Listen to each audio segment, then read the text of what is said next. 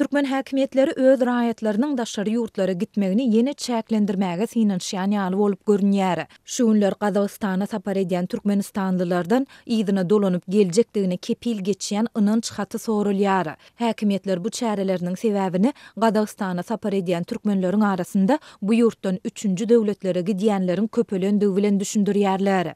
Soňky 15 gün bäri Gazagystana wiza bilen seýahat etmekçi bolýan raýatlar we bu ýurtda dogun garyndaşlary bolan balkynly etnik gazaklar täze talap bilen ýüzbe-ýüz bolýarlar. Olardan Gazagystana baryp başga ýurda uçmajakdygy barada büdjeti isleýän ýakyn garyndaşlarynyň biriniň zamun durmagyny talap edýärler. Ýagny raýatyň garyndaşy bu barada notarius tarapyndan tasdiklanan ýüriti ynanç hatyny bermeli.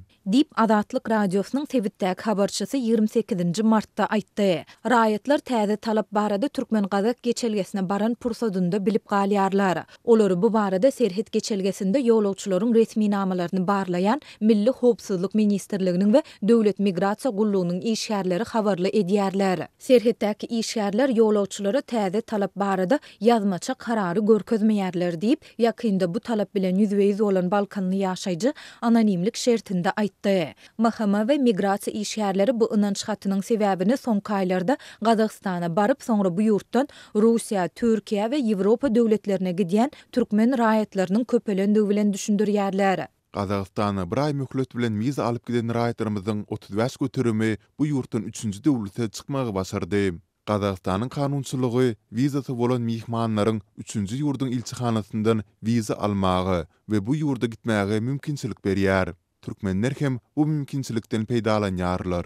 Dip Balkanly ýaşaýjy türkmen Gazak Serhet geçelgesindäki bir migrasiýa işgäriniň aýdan sözlerini titirledi. Ol mahkama we migrasiýa işgärleriniň ýurtdan çykan her bir Türkmenistanly üçin jogap bermeli bolýandygyny belläp, diňe ynanç hatyny tawşyran raýatlaryň Serhetden geçmegine ruhsat berilýändigini hem aýtdy. Adatlyk baýdylanlar barada Milli Howpsuzlyk Ministrliginden we Döwlet Migrasiýa Gullugyndan resmi kommentari alyp bilmedi. Ýöne bu maglumatlar daşary ýurtlara gitmek isleýän türkmenistanlylar gözgörtele köpelýärkä türkmen häkimetleriniň raýatlaryň ýurtdan çykmak üçin pasport we wiza almak şertlerini kynlaşdyrýan we ýurdun daşyna gidýän raýatlardan talabyny putolandyrýan mahalna gabat gelýär. Bu aralykda Gazagystana gitmek isleýän türkmenistanlylaryň ençemesi ynanç hatyny almak üçin birnäçe edaradan kepilnama almaly bolýandygyny, onu taýýarlamagyň adyndan bir hepde çekýändigini belläp, täze talabyň ilat üçin goşmaça görgüdigini aýdýar.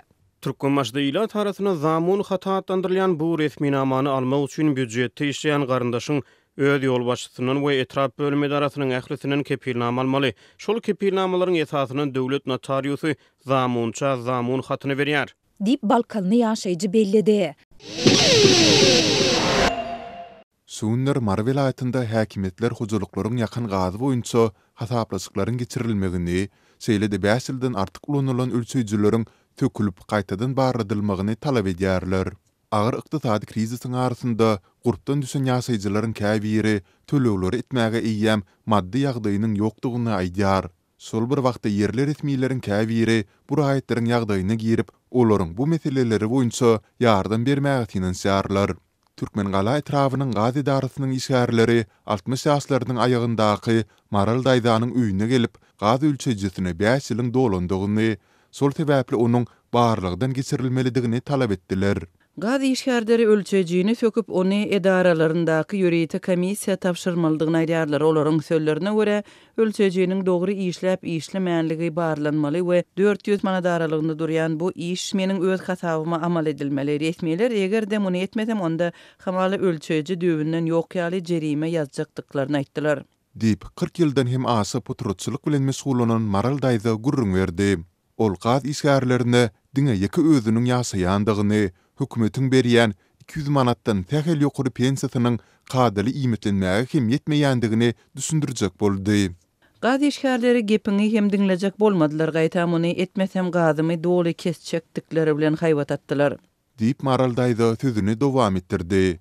Mundan soň ol özüni belki gadydan çykma hükmünde igilsik ediljekdigine umyd edip, ýagdaýyny etrafyň gaz edarasyna düşündirmäge gitdi. Edaranyň başlygy yerinde ýok eken, ýöne meni beýleki jogapkar işgärleriň biri kabul etdi. Men tutuş ömrümi beýlekleriň melleklerinde potratçylyk edenligimi, paxta ýygmalydygymy aýtdym. 3 agamyň hem menden daşda ýaşaýanlygyny, hökümetiň pensiýasynyň hem ýetmeýänligini beýan etdim. Dip Maral daýda bolan söhbetdeşligi gurrun berdi.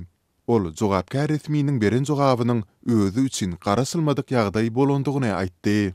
Ol maňa duýgudaşlyk sözlerini aýtdy we gazymy kestirmezlige, şeýle-de ölçejini muhtuna barlagdan geçirmäge kömek etmäge finanççakdygyny bellidi. Resmi öz mobil telefon belgisini berip, haçanda gaz işgärleri gaýtadan gelenlerinde şol pursat özüne jaň etmegimi ündedi. Men mobil telefonumyň ýokdugy maýdanymda ol resmi bolar onda gazyny kesçek diýip öýüňe gelenlere meniň belgimi ber we meniň kimdigimi aýt diýip jogap berdi. Mundan başga da ol resmi Maral daýdany öz awto ulagynda öýüne çelini getirip, şeýle-de öz jüýsünden oňa 300 manat berdi. Ol bu puly özüňe harçla diýdi. Onuň bu hereketleri diýsen garaşylmadyk boldy. Sebäbi beýleki ýolbaşçylaryň aglabaty meseleň bilen geleninde gepiňi hem diňlemän öňünden aladasyny etmeli ekeniň diýip ýüzüňe alyp goýberýärler. Gaz edarasynyň bu işäri bolsa indi pulda kösenseň barmaga gapyň bardyr diýip rahatlandyrdy. Dip Maral daýda sözüne gosdy. Türkmen hökümeti ilad üçin elektrik energiýasyny, gaz we suw ýeňilliklerini 2019-njy ýylyň 1-nji ýanwarynda ýatyrdy. Ýurduň sol wagtly prezidenti Gurbanuly Berdimuhammedow bu kararyny ýurtdaky ykdysady kynçylyklaryň we giň ýaýran işsidiň arasynda ilatyň has gowy ýasap başlandygy we döwletiň goldawyna mätäs däldigi bilen düşündiripdi.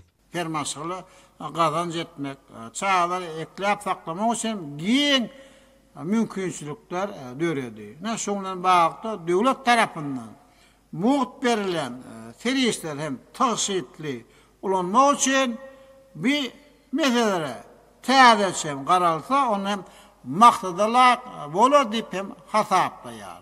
Sondan soň ýaşaýyş aýlarynda elektrik, gaz we suw hasaplaýjylary oturtmak işlerine, şeýle-de tölegleriň geçirilişine gözükçülükler güýçlendirildi. Töleg meseleleri döwlet derejesinde hem ara alınıp maslahatlaşyldy. Bu ýagdaýlaryň arasynda ýurduň durly sebitlerinde ilatyň suw, elektrik we gaz üçinçiligindäki bökdünçlikleri saklanyp galýar.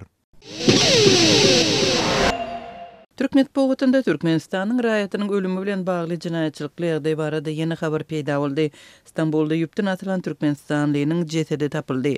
Istanbulyň awçylar etrafynda bir ýaşaýyş çaý toplumynyň demir haýatynda ýup bilen asylgy ýagdaýynda ölü tapylan adam barada Türk habar beriş serişdeleriniň ençemesi maglumat berdi. NTV media serişdesine görä barlaklaryň netijesinde jesediň 38 ýaşyndaky Türkmenistanly Arslan Annaýew degişligi anyklanypdyr.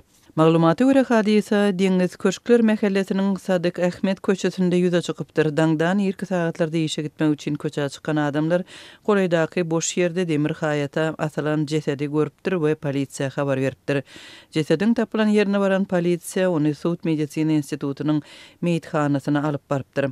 Türkiýanyň son dakika habar beriş serişdesiniň 13-nji martda beren habarynda asylgy görnüşde ölü tapylan adamyň kellesinde urgy izleriniň bardygy habar berildi. Türkmen Bogotuna görä Türkmen raýatynyň ölümi boýunça derňe işleri dowam etdirilýär. Türkiýede köplik bolup ýaşaýan Türkmen raýatlarynyň ölümine degişli kriminal ýagdaýlar barada habarlar Türkmen Bogotunda häli şimdi peýda bolýar.